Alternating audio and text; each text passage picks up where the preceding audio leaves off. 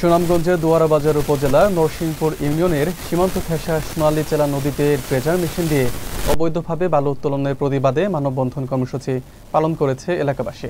মঙ্গলবার বিকেলে চায়েরগাঁও খেয়াঘাট এলাকায় এই মানববন্ধনের আয়োজন করা হয়। বিস্তারিত থাকছে আবু বকরের তথ্যচিত্রে। মানববন্ধনে বক্তারা বলেন, ইজারাদাররা সরকারি নীতিমালায় তোয়াক্কা না করে একাধিক ড্রেজার বসিয়ে অবাধে বালু উত্তোলন করছেন। এর ফলে নদীর তীরবর্তী বসতি, কৃষিজমি ও বিভিন্ন স্থাপনা হুমকির মুখে পড়েছে।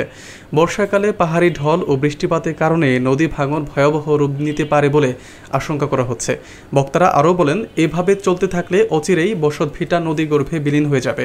পরিবেশ ও জনজীবন রক্ষায় অবিলম্বে এই অবৈধ বালু উত্তোলন বন্ধে প্রশাসনের কঠোর হস্তক্ষেপ প্রয়োজন। মানববন্ধনে স্থানীয় ফজলু মিয়া, রমিজ উদ্দিন, আব্দুল আলী, মোস্তফা মিয়া, মানিক মিয়া, আবু বকর সহ অর্ধশতাধিক এলাকাবাসী উপস্থিত ছিলেন।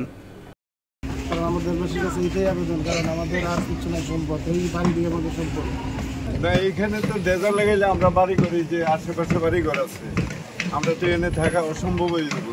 এটাই তো মনে করো আমরা বাড়ি ঘর ধ্বংস করে ফেলাইতেছে। আমরা তো এখানে গরিব এলাকা, এখানে আমাদের পূর্বচারিগাঁও, এখানে তো আমরা গরিব মানুষ থাকতেইব। এখানে সরকারের লিজ দিয়েছে বালি উত্তোলন করে নেওয়ার জন্য, কিন্তু তারা কোন নিয়মে ডেজার এখানে ফিটিং করেছে, ডেজার দিয়ে অনিয়মে, যদি নিয়মের ভিতরে থাকে সেটা তো আর সরকারের বিরুদ্ধে আমরা যাইতে পারবো না।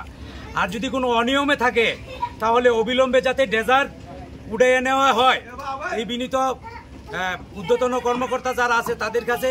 আমাদের এই বসতবাড়ি বর্ডার অঞ্চলে পাহাড়িয়া ঢল এমনিতেই আসার পরে আমরা খুব ঝুঁকির মধ্যে থাকি। অবিলম্বে যাতে এই ডেজার মেশিনগুলো উড়িয়ে নেওয়া হয়।